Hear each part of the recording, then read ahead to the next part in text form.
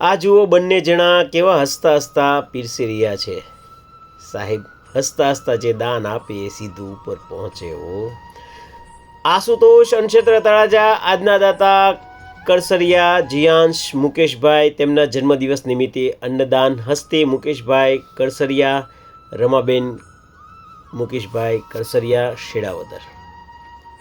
સાહેબ જન્મદિવસ તો સૌ પોતપોતાની રીતે ઉજવે, પણ આ શિક્ષક પરિવારે, સાહેબ બંને જણા શિક્ષક છે, આ શિક્ષક પરિવારે જન્મદિવસ કંઈક આવી રીતે ઉજવો, દરિદ્રને રાજી કરીને. તમે દરિદ્રને રાજી કરો એટલે દેવ રાજી થાય, તમે ગરીબને રાજી કરો એટલે ગોડ રાજી થાય. જેમ બેસતું વર્ષ હોય ત્યારે આપણે બેસતા વર્ષે બધાને પગે લાગીએ છીએ, કંઈક નાનું મોટું દાન પુણ્ય કરીએ છીએ કે ભાઈ ચાલો આખું વર્ષ આપણું સારું જાય. એમ જન્મદિવસ હોય ત્યારે આવા કામ કરો એટલે આખું વર્ષ ઈશ્વર રક્ષા કરે. પણ આ વાત બધાને સમજાતી નથી સાહેબ, આ વાત બધાને સમજાતી નથી, અને જેને સમજાય છે એ કરે છે.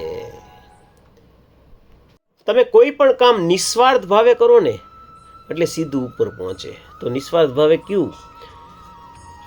આ ગરીબ છે એને આપણે જમાડીએ છીએ તો એ નિસ્વાર્થ ભાવે કામ થયું, કેમ કે એમાં કોઈ અપેક્ષા ન હોય કે હું આને જમાડું તો આ મને કંઈક કામ લાગશે.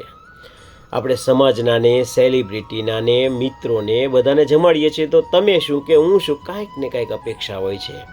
પણ આ અપેક્ષા વગર કામ કરીએ એટલે સીધું ઉપર પહોંચે. સાહેબ સીધું ઉપર પહોંચે.